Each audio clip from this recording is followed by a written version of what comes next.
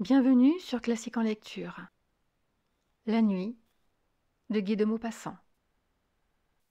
J'aime la nuit avec passion. Je l'aime comme on aime son pays ou sa maîtresse, d'un amour instinctif, profond, invincible. Je l'aime avec tous mes sens, avec mes yeux qui la voient, avec mon odorat qui la respire, avec mes oreilles qui en écoutent le silence, avec toute ma chair que les ténèbres caressent. Les alouettes chantent dans le soleil, dans l'air bleu, dans l'air chaud, dans l'air léger des matinées claires. Le hibou fuit dans la nuit, tache noire qui passe à travers l'espace noir. Et réjoui, grisé par la noire immensité, il pousse son cri vibrant et sinistre. Le jour me fatigue et m'ennuie. Il est brutal et bruyant. Je me lève avec peine, je m'habille avec lassitude, je sors avec regret, et chaque pas, chaque mouvement, chaque geste, chaque parole, chaque pensée me fatigue, comme si je soulevais un écrasant fardeau. Mais quand le soleil baisse, une joie confuse, une joie de tout mon corps qui m'envahit. Je m'éveille, je m'anime. À mesure que l'ombre grandit, je me sens tout autre, plus jeune, plus fort, plus alerte, plus heureux. Je la regarde s'épaissir, la grande ombre douce tombée du ciel. Elle noie la ville comme une onde insaisissable et impénétrable. Elle cache, efface, détruit les couleurs, les formes, étreint les maisons, les êtres, les monuments de son imperceptible toucher. Alors j'ai envie de crier de plaisir, comme les chouettes, de courir sur les toits comme les chats, et un impétueux, un invincible désir d'aimer s'allume dans mes veines. Je marche, tantôt dans les faubourgs assombris, tantôt dans les bois voisins de Paris, où j'entends rôder mes sœurs les bêtes et mes frères les braconniers. Ce qu'on aime avec violence finit toujours par nous tuer. Mais comment expliquer ce qui m'arrive ? Comment même faire comprendre que je puisse la raconter ? Je ne sais pas, je ne sais plus. Je sais seulement que cela est. Voilà. Donc hier ? Était-ce hier ? Oui, sans doute, à moins que ce ne soit auparavant, un autre jour, un autre mois, une autre année. Je ne sais pas. Ce doit être hier pourtant, puisque le jour ne s'est plus levé, puisque le soleil n'a pas reparu. Mais depuis quand la nuit dure-t-elle ? Depuis quand ? Qui le dira ? Qui le saura jamais ? Donc, hier, je sortis comme je fais tous les soirs, après mon dîner.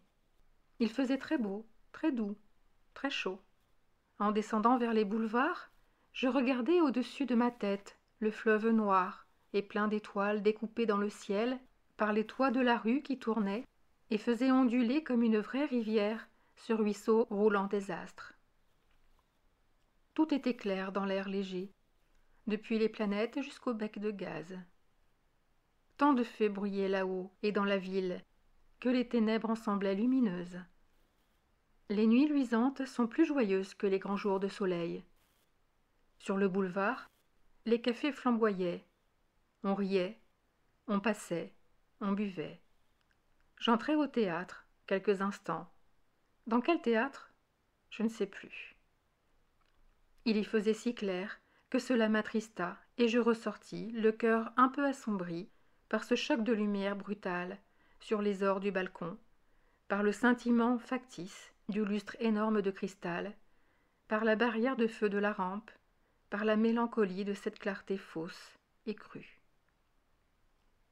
Je gagnai les Champs-Élysées, où les cafés-concerts semblaient des foyers d'incendie dans les feuillages. Les marronniers frottés de lumière jaune avaient l'air peint, un air d'arbres phosphorescents, et les globes électriques, pareils à des lunes éclatantes et pâles, perles monstrueuses, vivantes, faisaient pâlir sous leur clarté nacrée, mystérieuse et royale, les filets de gaz, de vilains gaz sales, et les guirlandes de verre de couleur. Je m'arrêtai sous l'arc de triomphe pour regarder la venue, la longue et admirable avenue étoilée, allant vers Paris entre deux lignes de feu, et les astres. Les astres là-haut, les astres inconnus, jetés au hasard dans l'immensité, où ils dessinent ces figures bizarres, qui font tant rêver, qui font tant songer. J'entrai dans le bois de Boulogne, et j'y restai longtemps, longtemps. Un frisson singulier m'avait saisi, une émotion imprévue et puissante, une exaltation de ma pensée qui touchait à la folie. Je marchai longtemps, longtemps, puis je revins. Quelle heure était-il quand je repassai sous l'Arc de Triomphe? Je ne sais pas. La ville s'endormait, et des nuages, de gros nuages noirs, s'étendaient lentement sur le ciel. Pour la première fois, je ressentis qu'il allait arriver quelque chose d'étrange, de nouveau. Il me sembla qu'il faisait froid, que l'air s'épaississait, que la nuit, que ma nuit bien-aimée, devenait lourde sur mon cœur. L'avenue était déserte maintenant. Seuls deux sergents de ville se promenaient auprès de la station des fiacres, et sur la chaussée, à peine éclairée par les becs de gaz, qui paraissaient mourants, une file de voitures de légumes allait aux halles. Elles allaient lentement, chargées de carottes, de navets et de choux. Les conducteurs dormaient, invisibles, les chevaux marchaient d'un pas égal, suivant la voiture précédente, sans bruit, sur le pavé de bois. Devant chaque lumière du trottoir, les carottes s'éclairaient en rouge, les navets s'éclairaient en blanc, les choux s'éclairaient en vert. Et elles passaient l'une derrière l'autre, ces voitures rouges, d'un rouge de feu, blanches d'un blanc d'argent, vertes d'un vert d'émeraude. Je les suivis, puis je tournai par la rue Royale et revins sur les boulevards. Plus personne, plus de cafés éclairés, quelques attardés seulement qui se hâtaient. Je n'avais jamais vu Paris aussi mort, aussi désert. Je tirai ma montre. Il était 2 heures. Une force me poussait, un besoin de marcher. J'allai donc jusqu'à la Bastille. Là, je m'aperçus que je n'avais jamais vu une nuit si sombre, car je ne distinguais pas même la colonne de Juillet, dont le génie d'or était perdu dans l'impénétrable obscurité. Une voûte de nuages, épaisse comme l'immensité, avait noyé les étoiles et semblait s'abaisser sur la terre pour l'anéantir. Je revins. Il n'y avait plus personne autour de moi. Place du château d'eau, pourtant, un ivrogne faillit me heurter, puis il disparut. J'entendis quelque temps son pas égal et sonore. J'allais. À la hauteur du faubourg Montmartre, un fiacre passa, descendant vers la Seine. Je l'appelai. Le cocher ne répondit pas. Une femme rôdait près de la rue Drouot. « Monsieur, écoutez donc. » Je hâtai le pas pour éviter sa main tendue. Puis plus rien. Devant le vaudeville, un chiffonnier fouillait le ruisseau. Sa petite lanterne flottait au ras du sol. Je lui demandai « Quelle heure est-il, mon brave ?» Il grogna. « Est-ce que je sais? J'ai pas de montre. » Alors je m'aperçus tout à coup que les becs de gaz étaient éteints. Je sais qu'on les supprime de bonne heure, avant le jour, en cette saison, par économie. Mais le jour était encore loin, si loin de paraître. Allons aux halles, pensai-je. Là au moins, je trouverai la vie. Je me mis en route, mais je n'y voyais même pas pour me conduire. J'avançais lentement, comme on fait dans un bois, reconnaissant les rues en les comptant. Devant le Crédit Lyonnais, un chien grogna. Je tournai par la rue Grammont, je me perdis.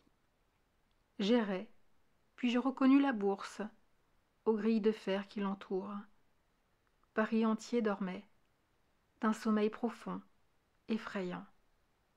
Au loin pourtant, un fiacre roulait, un seul fiacre, celui peut-être qui avait passé devant moi, tout à l'heure.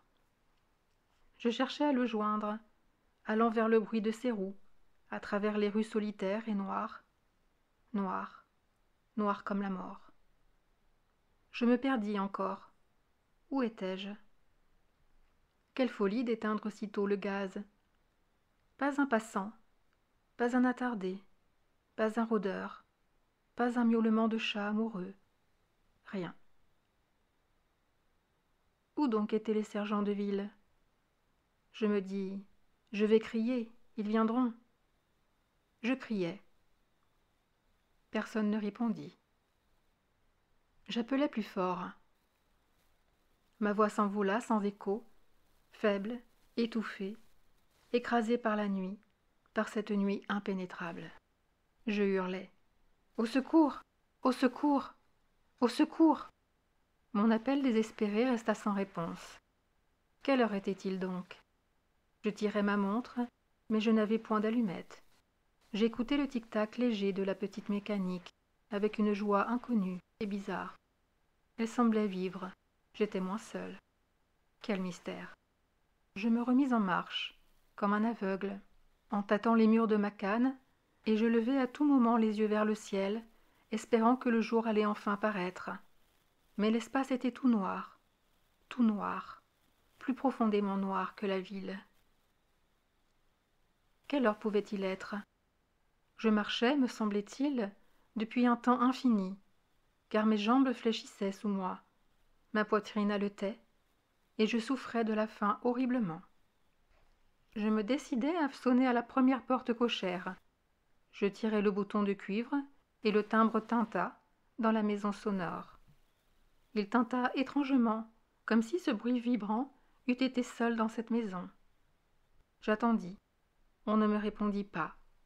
On n'ouvrit point la porte. Je sonnai de nouveau. J'attendis encore. Rien. J'eus peur. Je courus à la demeure suivante, et 20 fois de suite je fis résonner la sonnerie dans le couloir obscur d'où devait dormir le concierge. Mais il ne s'éveilla pas.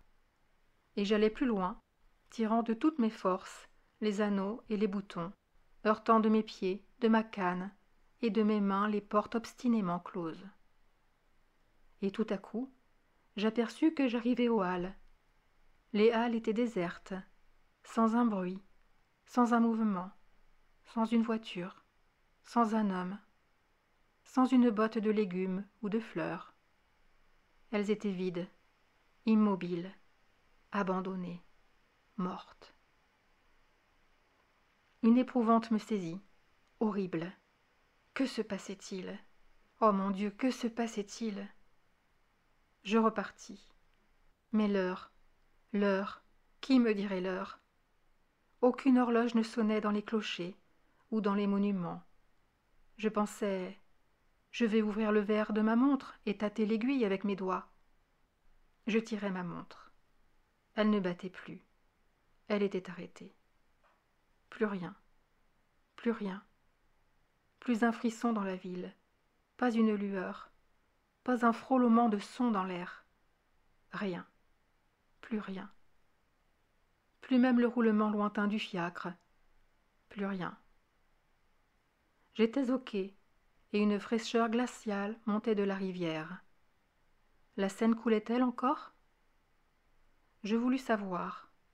Je trouvai l'escalier, je descendis. Je n'entendais pas le courant bouillonner sous les arches du pont. Des marches encore, puis du sable, de la vase, puis de l'eau. J'y trempais mon bras. Elle coulait, froide, froide, froide, presque gelée, presque tarie, presque morte. Je sentais bien que je n'aurais jamais plus la force de remonter, et que j'allais mourir là, moi aussi, de faim, de fatigue et de froid. Merci d'avoir écouté La Nuit de Guy de Maupassant sur Classique en lecture. N'hésitez pas à liker, vous abonner et activer la cloche des notifications pour être prévenu lorsque je sors une nouvelle vidéo de lecture. À très vite sur Classique en lecture.